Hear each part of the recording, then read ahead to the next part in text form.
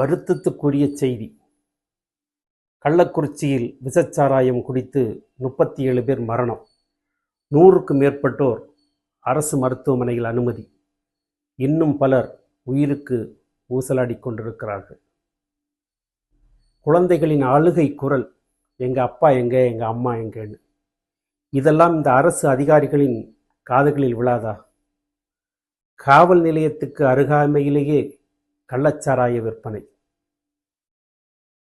40 நமதே என்று மார்பில் தட்டியவர்கள் 4 பேரை காப்பாற்ற முடியல. இந்த அரசு திருந்தாது. இங்கே தவறு என்னவென்றால், அரசு செய்ய வேண்டியதையெல்லாம் தனியாரும், தனியார் செய்ய வேண்டியதெல்லாம் அரசு செய்கிறது தான் இங்கே தவறு. குடிக்கிற நீங்கள் தான் திருந்தணும்.